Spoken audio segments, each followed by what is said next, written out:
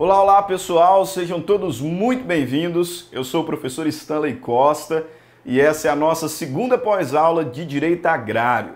Lá no primeiro encontro, nós traçamos algumas noções introdutórias à disciplina, identificando o conceito, denominação e natureza jurídica do direito agrário.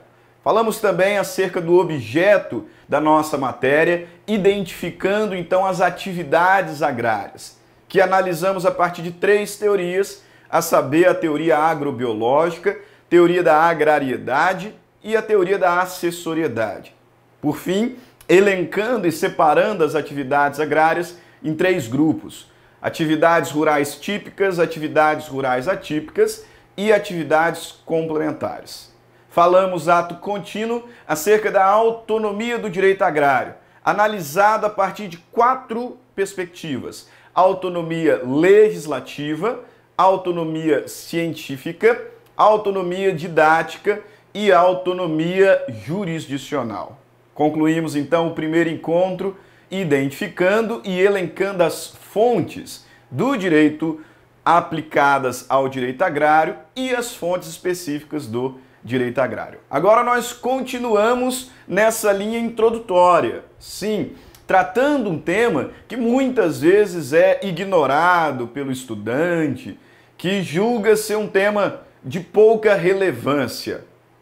E de fato, ainda que não tenha uma relevância tão grande do ponto de vista prático, tem esse tema sim uma relevância do ponto de vista do estudo da nossa matéria. E por conta disso, não se engane, é um ponto que cai em prova de concurso público, é um ponto que é cobrado em exames Brasil afora. Por isso que nós não podemos ignorá-lo, nós precisamos trabalhar sim esses aspectos históricos a nível mundial e primordialmente a nível nacional do direito agrário. Ao final dessa aula, que é uma aula um pouco mais rápida, nós vamos ter a oportunidade de resolver alguns exercícios. E aí vocês vão então poder observar como que essa parte introdutória é importante, é relevante para provas, para realização de provas e exames, notadamente de concursos públicos. Perfeito? Então, sem mais delongas, vamos ao trabalho falando um pouquinho acerca da origem e evolução histórica do direito agrário. Ao final, como disse, nós vamos ter aqui a oportunidade de resolver alguns exercícios em conjunto. Perfeito? Veja bem, quando a gente busca identificar a origem histórica do direito agrário, a gente acaba se surpreendendo com o fato de que o direito agrário ele está presente desde os tempos mais antigos da humanidade. E presentes mesmo, do ponto de vista legislativo. Buscando ali nas legislações mais antigas de que se tem conhecimento, nós podemos perceber, por exemplo, a presença de regras tipicamente agrárias no Código de Hammurabi. No Código de Hammurabi, nós conseguimos identificar pelo menos 65 temas tipicamente de direito agrário. Destaco aqui apenas alguns. Esse código ele trata sobre a locação e cultivo de fundos rústicos, lá no capítulo 5, sobre empréstimo e locação de bois, sobre crime de homicídio por chifrada de boi, exatamente, disposições gerais acerca da agricultura e também regula acerca da situação dos pastores. Observe você então que numa das legislações mais antigas da história da humanidade, nós temos ali o direito agrário de uma forma muito marcante. Isso se deve ao fato de que lá na origem, como um reflexo natural do ser humano, nós buscávamos a subsistência exatamente no contexto da agricultura, que é o principal objeto da nossa matéria, sem dúvida alguma. Por isso que nos tempos mais antigos nós já identificávamos ali relações agraristas, relações essas que foram tipificadas, que foram reguladas desde as primeiras legislações. Ainda no Código de Hammurabi, observe aqui o parágrafo 48, como exemplo apenas, para enriquecer o nosso conhecimento. Se um homem livre tem sobre si uma dívida e o seu campo foi inundado, ou a torrente carregou, ou por falta de água não cresceu o grão no campo, naquele ano ele não dará grão a seu credor. Ele anulará o contrato e não pagará os juros daquele ano. Olha só que texto técnico. Ainda, parágrafo 257. Se um homem livre contratou um trabalhador rural, dar-lhe-á 8 gur, que era uma medida de capacidade correspondente a 300 litros, de grão por ano. Olha só que texto técnico. E texto que visa solucionar conflitos decorrentes de relações jurídicas desenvolvidas no campo, ou seja, direito agrário. Também na lei das 12 tábuas, nós conseguimos encontrar diversas regras tipicamente agraristas, inclusive uso capião.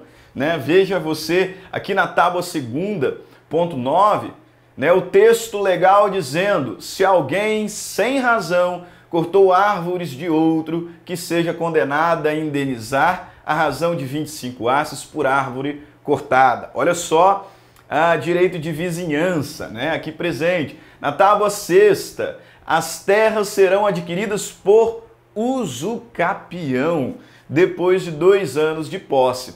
As coisas móveis, depois de 1 ano. Tábua 6ª ainda, 7º ponto. Se uma coisa é litigiosa, que o pretor a entregue provisoriamente àquele que detém a sua posse. E assim a gente encontra outras tantas regras de direito agrário. Para os meus alunos, vocês vão ter a possibilidade ali de encontrar outros exemplos na nossa apostila. Por exemplo, que trata acerca de penhor. Mas como o nosso tempo aqui é complementar, e eu quero destacar isso, tá? Lembre-se que esses nossos encontros são chamados de pós-aula, por quê? Porque são encontros complementares ao estudo. Você não deve, meu aluno e quem mais esteja assistindo o vídeo, substituir o estudo por esses vídeos.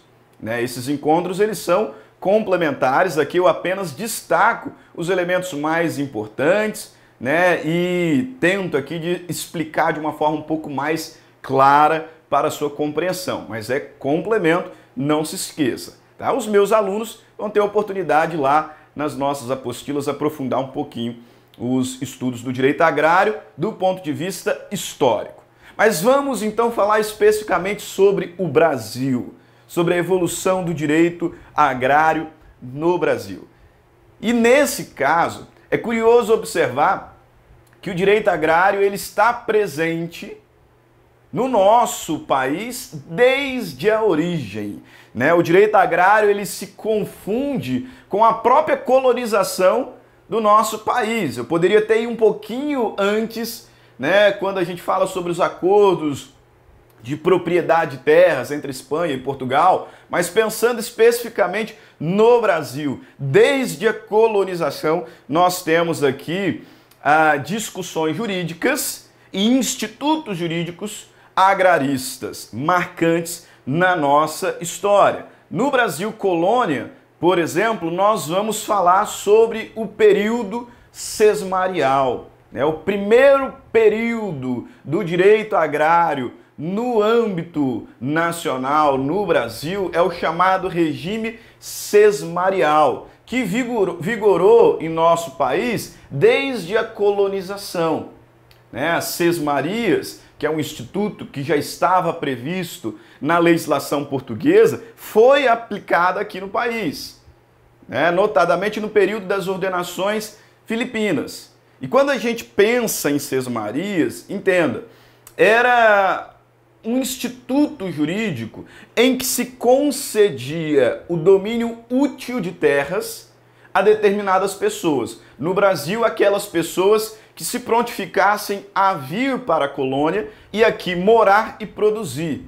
Então, com o intuito de fomentar a migração e o crescimento geográfico da colônia, distribuía-se o que chamava-se de sesmaria. Do ponto de vista jurídico, insisto, era uma espécie de título que concedia à pessoa o domínio útil da terra. Só que veja bem, concedia à pessoa o domínio útil e não a propriedade. Por quê? Porque a propriedade da terra, ela era reservada à coroa portuguesa. Perfeito? Por isso que eu coloco aqui como destaque do regime sesmarial no nosso slide, né? Os colonizadores, dentre eles Martim Afonso de Souza, distribuíam terras para aquelas pessoas que vinham para o Brasil com o objetivo de aqui morar e aqui produzir. Só que não entregavam a propriedade dessas terras. Não. Entregavam o domínio útil, né? Elas agiriam ali como se proprietárias fossem, podendo usar, podendo dispor, era transmissível por herança, mas a propriedade das terras era da coroa portuguesa. Perfeito? Por isso que sesmaria se assemelha muito ao que nós chamávamos de enfiteuse, né? Nas minhas aulas de Direito das Coisas eu falo um pouquinho sobre enfiteuse, que é um direito real, que não tem mais previsão no Código Civil.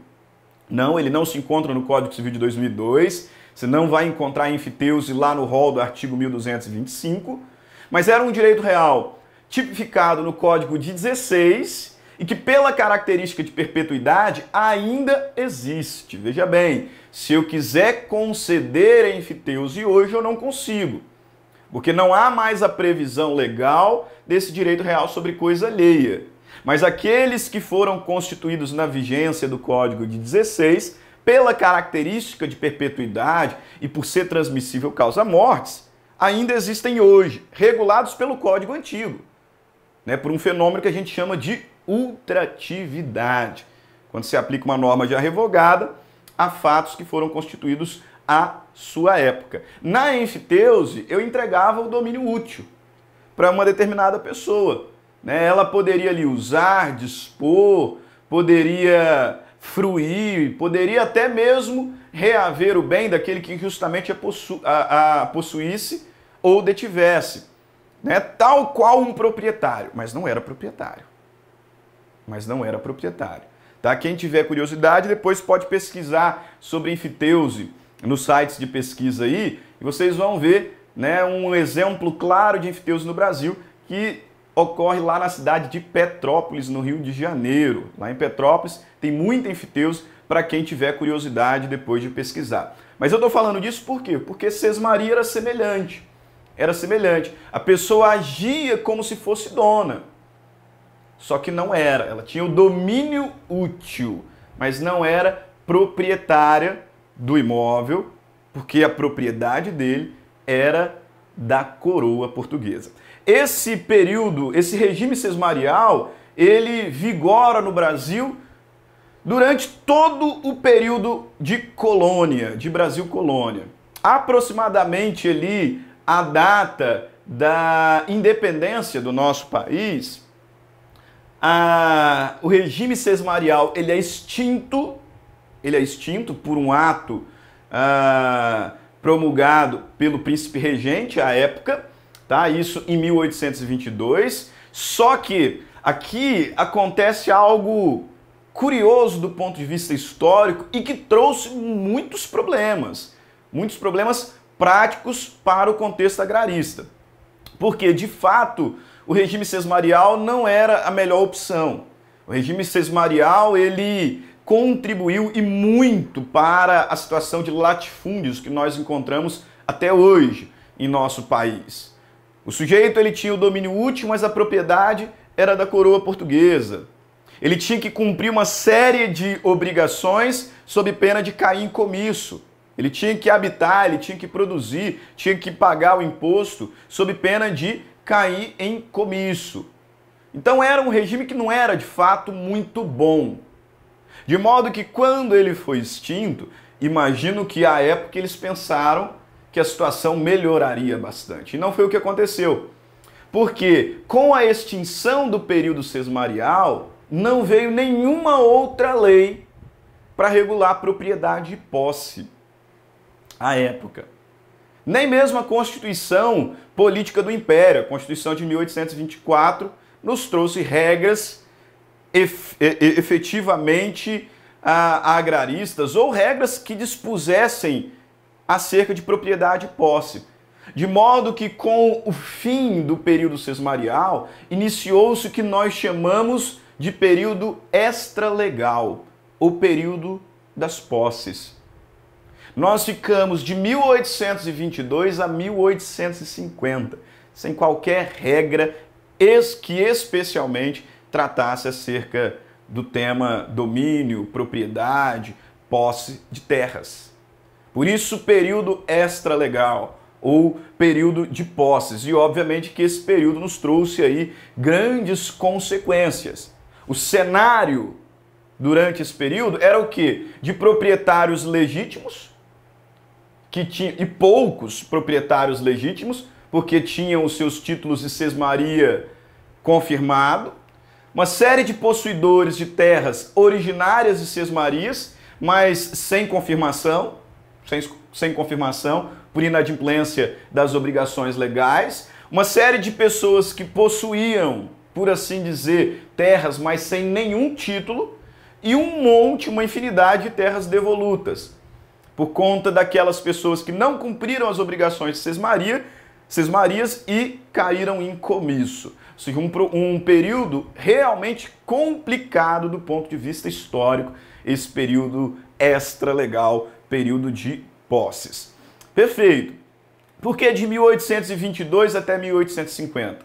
Porque em 1850 foi publicada e promulgada a primeira lei, um marco histórico, portanto, muito importante, a primeira lei que tratava especificamente do tema terras.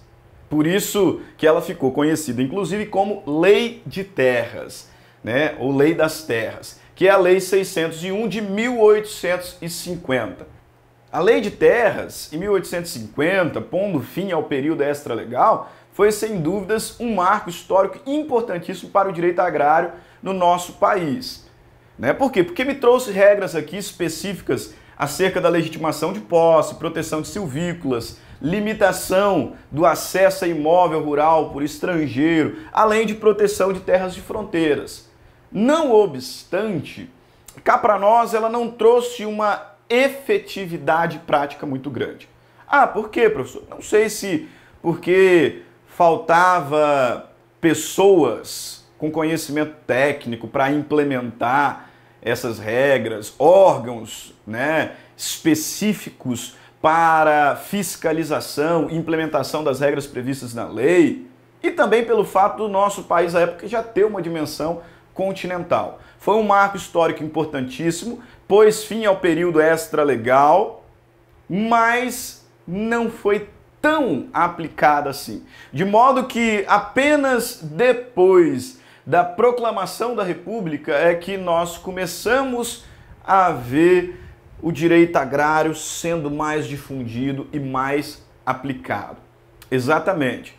Durante o Brasil Império nós tivemos a vigência da Lei de Terras, mas somente após a proclamação da República, em 1889, é que a gente começa a ver uma efetividade um pouco maior de regras tipicamente agrárias. Com a Constituição de 1891, nossa primeira Constituição republicana, nós já começamos a observar uma proteção um pouco maior. Por quê? Porque passou-se a propriedade das terras devolutas para os estados, ficando com a União a propriedade apenas das áreas de fronteira, construções militares, estradas de terras e terrenos da Marinha. Você bem sabe, como bom civilista, que em 1916 nós então tivemos a publicação do nosso primeiro Código Civil. E aí sim, a gente começou a trabalhar de uma forma muito mais específica. Só que num primeiro momento, com um caráter privatista extremamente difundido. Um caráter individualista. Esse Código Civil de 16, o Código de Bevilacqua, ele é fortemente influenciado e inspirado no Código de Napoleão.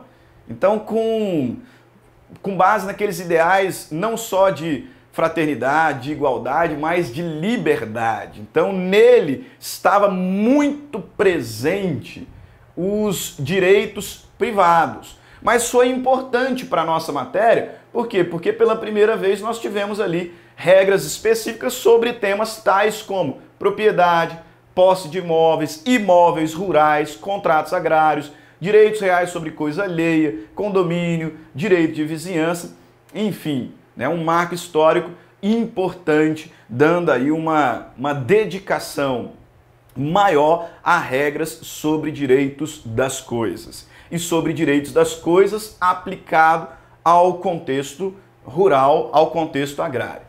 Em 1934, com a Constituição Federal, né, nós passamos a ter na Constituição regras tipicamente de direito rural, né, foi a primeira vez que a gente viu na Constituição regras de direito rural, no artigo 5º, inciso 19, a linha C. Constituição de 34 inovou bastante. Por quê? Porque trouxe a figura da uso capião pro labore, além de regras sobre colonização e proteção dos silvícolas. Continuando com a Constituição de 1946. Essa aqui muito importante para a nossa matéria. Por quê? Porque ela manteve as regras das constituições anteriores e inovou, né? Não apenas ampliou sua abrangência, mas inovou, agora falando em desapropriação por interesse social. Foi a partir daqui que a gente começa a ver uma perspectiva maior de limitação da propriedade em razão do bem social, do interesse social. O que ficou muito claro com essa possibilidade de desapropriação. Observe que nós já tínhamos a figura da usucapião pro labore, né? E agora amplia a abrangência dessa regra, criando o Instituto da Desapropriação. E por conta disso, dessa desapropriação por interesse social, é aqui que a gente começa a pensar mais efetivamente em reforma agrária. Não à toa, em 1954, cria-se o INIC, o Instituto Nacional de Imigração e Colonização, né? Marco histórico muito importante da nossa matéria. E aí, então, chegamos ao ápice, por assim dizer, ao nascimento efetivo do direito agrário, que eu já havia comentado na aula passada. Perfeito? Em 1964, nós tivemos a promulgação da Emenda Constitucional número 10. Por que que esse é certamente o marco histórico mais importante do direito agrário? Puxe aí na memória a aula passada, quando nós falamos sobre autonomia legislativa. Eu disse para vocês que o direito agrário ele tem autonomia legislativa. Por quê? Porque hoje nós temos leis especificamente agraristas. E essa autonomia legislativa, ela foi adquirida, disse na última aula, em que momento? Quando da promulgação da Emenda Constitucional número 10. Por quê? Qual foi a grande importância dessa Emenda Constitucional número 10? Ela incluiu na Constituição Federal como matéria de competência legislativa exclusiva da União, o direito agrário. Exatamente. É nesse momento que nós transferimos para a União a competência exclusiva para legislar sobre direito agrário. Até então, cada estado legislava ali regras específicas para a sua área, né, para a sua geografia. Agora, com a Emenda Constitucional número 10, nós transferimos para a União a competência exclusiva para legislar em matéria de direito agrário. Por isso que ainda em 1964, nós tivemos então a promulgação do Estatuto da Terra, que até hoje é a lei mais importante da nossa matéria. Muitos vão dizer que a Emenda Constitucional número 10 é então a certidão de batismo do direito agrário brasileiro, né? É aqui que a gente realmente ganha autonomia legislativa, quando transfere-se à União, e assim é até hoje, não se esqueça, a competência exclusiva para legislar sobre a nossa matéria. Não à toa, repito, ato contínuo, ainda em 1964, nós temos a promulgação da Lei 4.504, que é o Estatuto da Terra. Estatuto da Terra, lei que nós vamos utilizar muito ao longo das nossas aulas, até hoje considerada um verdadeiro código agrário. Embora tenhamos muitas outras leis esparsas, mas o nosso código agrário, por assim dizer, é o Estatuto da Terra, promulgado em 1964. Beleza. Professor, mas isso é história, isso não cai em prova? Cai. Cai em prova, sim. Fique atento e você vai observar agora, tá? Alguns exercícios, algumas questões relacionadas aos nossos 2 primeiros encontros. Perfeito? Aula de hoje e a nossa última videoaula, então, Introdução ao Direito Agrário, em exercícios para vocês observarem. Questões de concurso público, hein, galera? Veja lá, ó. Prova de promotor. E diga-se de passagem, em provas de Ministério Público cai bastante direito agrário. O direito agrário se especializa como disciplina jurídica, tendo como conceito central a noção de função social da propriedade, diferenciando-se do direito civil na medida em que não concebe a propriedade da terra apenas como objeto de disposição e gozo, mas principalmente como instrumento da atividade agrária. A aula passada serve como base para resolução dessa questão. Ela é certa ou errada? Verdadeira ou falsa? Ela está correta, exatamente. O direito agrário é uma disciplina especial, portanto que não se confunde com o direito civil, embora fortemente influenciado pelo direito civil, mas não se confunde por quê? Porque aqui a gente analisa a propriedade não apenas como um direito que confere ao seu titular a possibilidade de usar, gozar, dispor e reaver a coisa, como nós observamos no artigo 1228. Não.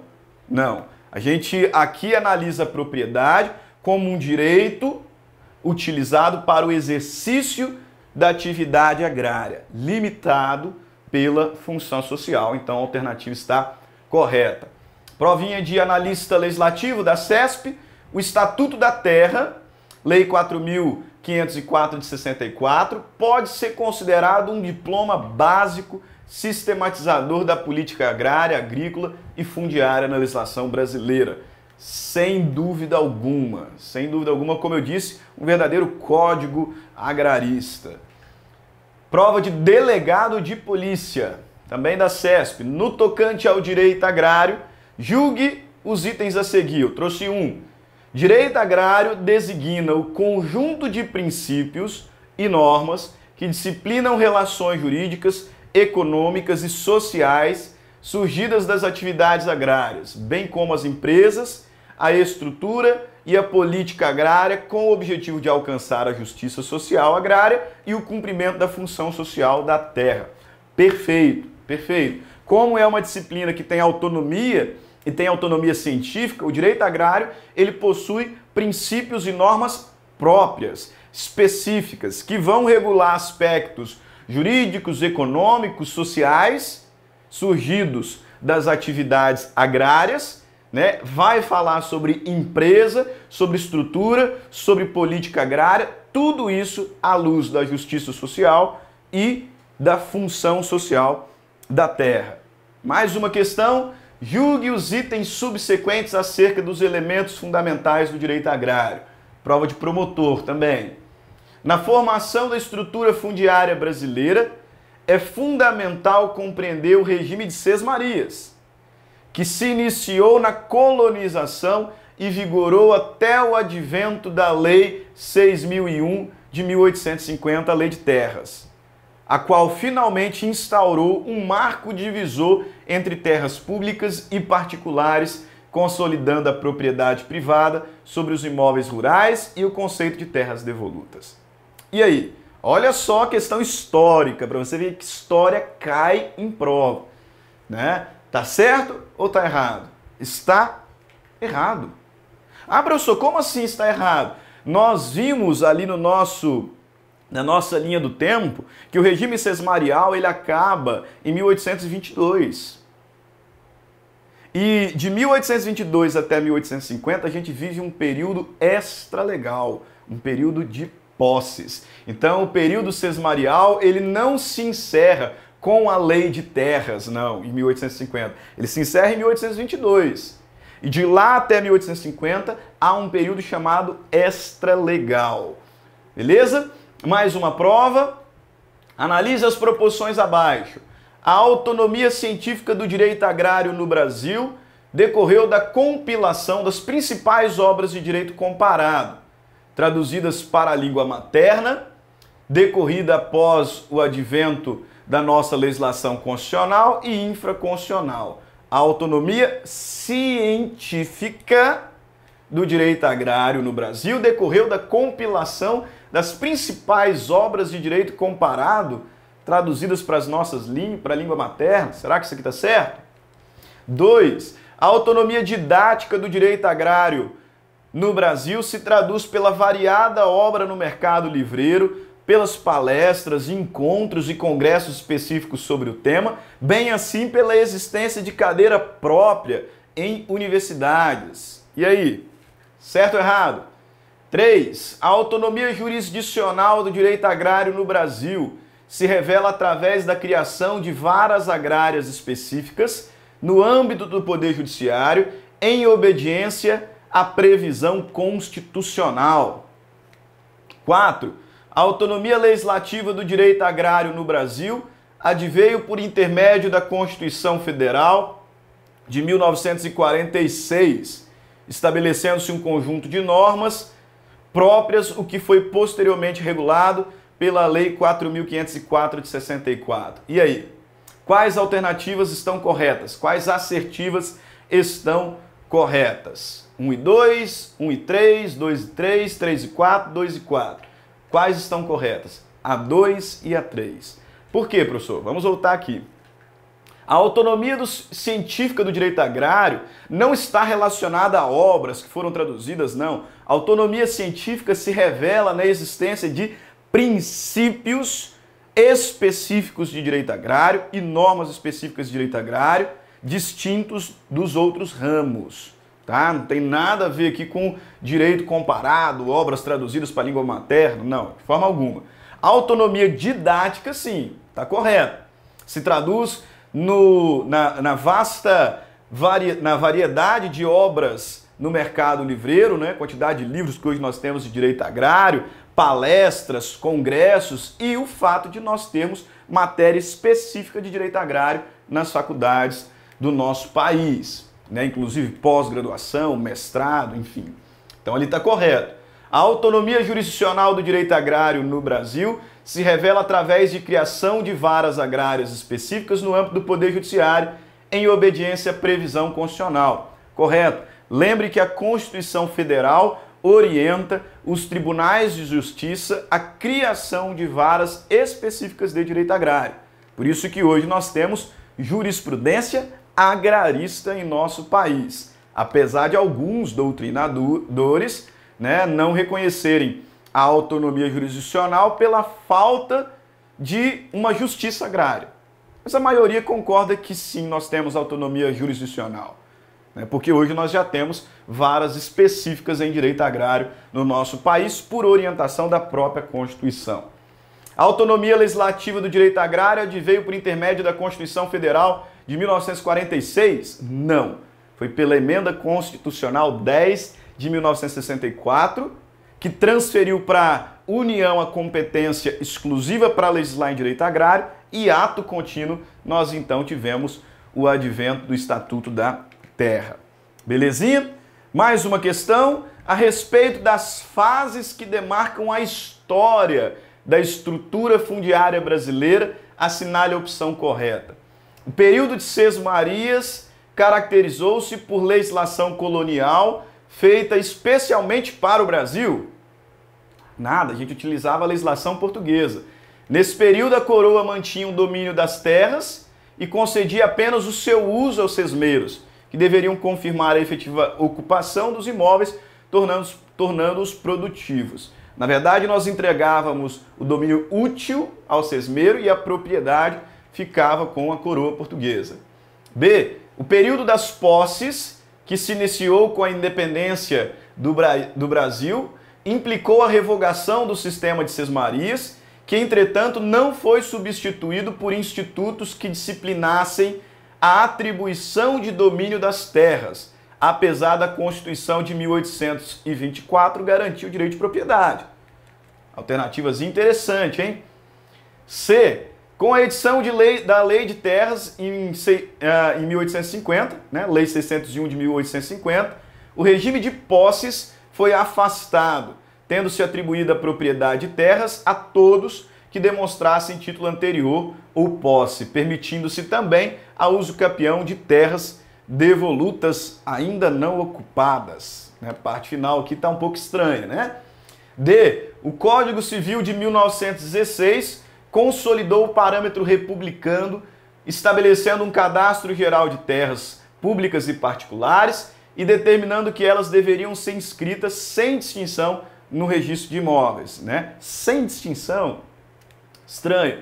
A Constituição de 1988 inovou ao instituir a ideia de função social da propriedade no direito brasileiro, pela qual a posição do proprietário compreende, além de direitos, deveres que condicionam a manutenção e o exercício dessas prerrogativas. Essa letra E aqui está bem interessante, mas ela está correta? Não.